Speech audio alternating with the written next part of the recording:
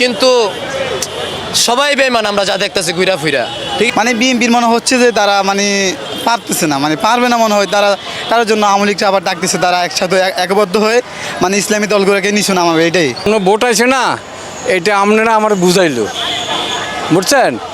আসলে তো কাজ হবে না এখন। এরা ক্ষমতা না পাইয়া কেস মামলা নিয়ে সবার ওরা নিয়ে আছে, চুরি ডাকাতি বদমাশি, হাজারে চিন্তাকারী, মারামারি, মামলা মকদ্দমা, এটা পুরা ব্যস্ত। ওইখানে মুখ বললে জনগণের লাভ, পিছিয়ে মানুষেরা মার দেয়। ওনার ব্যক্তিত্ব কোনো স্বার্থ থাকতে পারে, বা উনি আওয়ামী লীগের সময় সুবিধা ভোগ করতে পারে, কোনো কারণে সুবিধা পাইছে, সেই জন্য আওয়ামী লীগের সার দেওয়া, তাই সে কথা বলতে আছে। আর অনেকে এই যে বিএনপি জামাত অনেকেরই তো কোলঠাসা করে রাখছে ঘরে, তো তারা রাজনীতি স্বাধীন বাংলাদেশে তাদের তো ছিল না, তাদের দেয় নেই।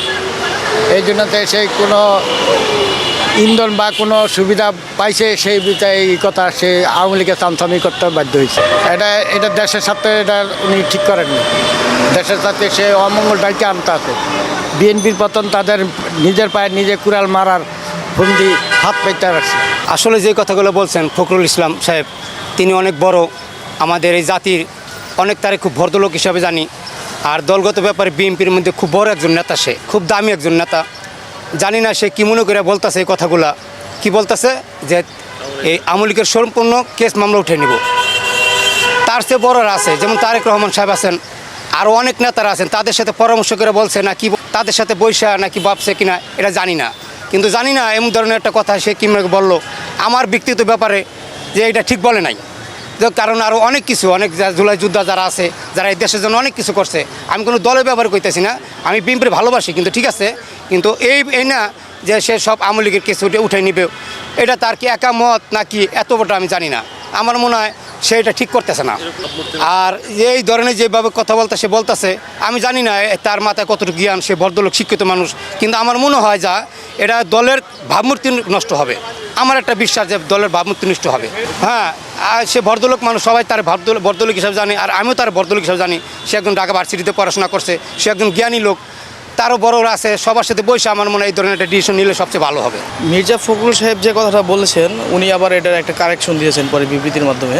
উনি বলতে চাচ্ছিলেন যে আওয়ামী লীগের বিরুদ্ধে যতগুলো হয়রানিমূলক মামলা হয়েছে সেগুলো প্রত্যাহার করার জন্য।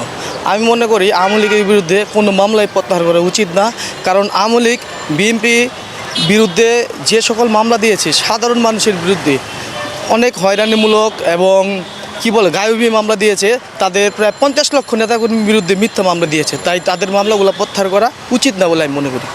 না, এটা তো আসলে দেশের জন্য এখন এটা বলাটা এই মুহূর্তে এটা ঠিক হয় নাই। কারণ কি, এই দেশের জন্য তো দেখেন শুধু বিএনপি না, এই দেশের ছাত্র জনতা বা এই দেশের সাধারণ মানুষ সবাই মিললে এই দেশের জন্য মনে করেন যে এই জীবন দেশে বহু ছাত্র জনতা অনেক, কিন্তু এই মুহূর্তে এই ধরনের মনে করেন যে প্রশ্ন করাটা আমার মনে হয় যে ঠিক হয় না। হ্যাঁ, অবশ্যই তার এখন প্রতিটা কথা তাদের হিসাব করেই কথাটা বলতে হবে, কারণ দেশের বর্তমানে যে পরিস্থিতি কিন্তু অনেক খারাপ।